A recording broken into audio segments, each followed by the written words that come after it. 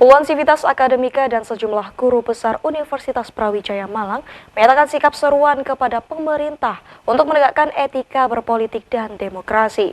Penegakan hukum yang lemah terhadap pelanggaran etika pemilu yang luber jurdil menjadi dasar seruan ini. Seruan aksi dilakukan di depan gedung Rektorat Universitas Brawijaya Malang Selasa siang.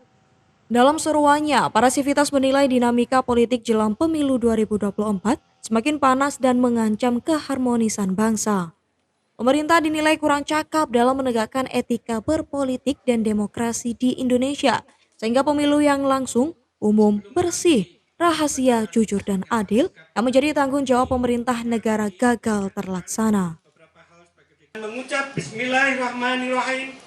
Sivitas Akademika Universitas Brawijaya menyatakan sikap 1. Mengimbau pemerintah dan aparat penegak hukum agar menjunjung tinggi prinsip keadilan, tidak tebang pilih, tidak mencederai demokrasi dan kebebasan berpendapat, dan bebas dari kepentingan politik praktis. 2. Mengimbau pemerintah, DPR, MK, dan aparat penegak hukum untuk tidak menjadikan hukum sebagai instrumen politik sehingga hukum alfa dari nilai-nilai normal dan etika. 3. Menghimbau pemerintah pusat, pemerintah provinsi.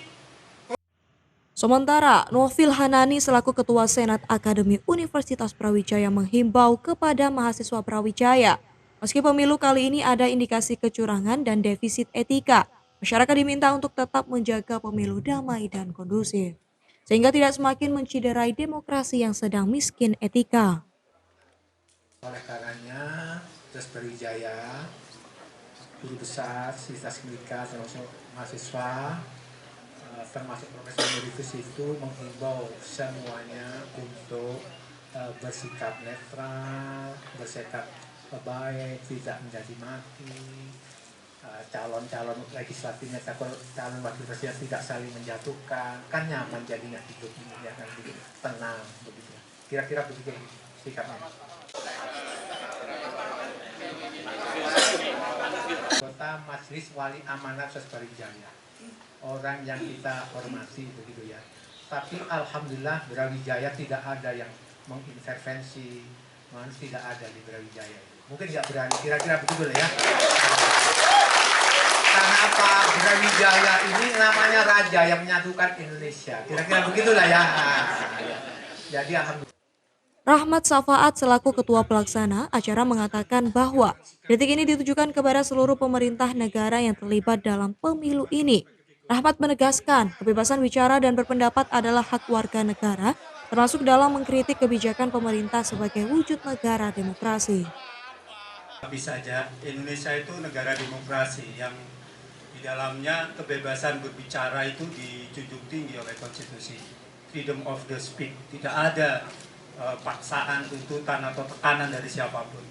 Maka pertemuan kita dalam rangka menyampaikan pemikiran atau petisi pada siang hari ini itu bebas, tidak ada yang menekan kita, ya, sehingga apapun yang ada untuk menilai perilaku penguasa yang nampaknya meskipun kita sarapan pagi bisa tenang, tetapi sebenarnya Indonesia ini tidak baik-baik saja.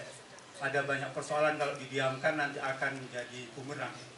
Oleh karena itu seluruh kampus tidak ada kata terlambat. Ya.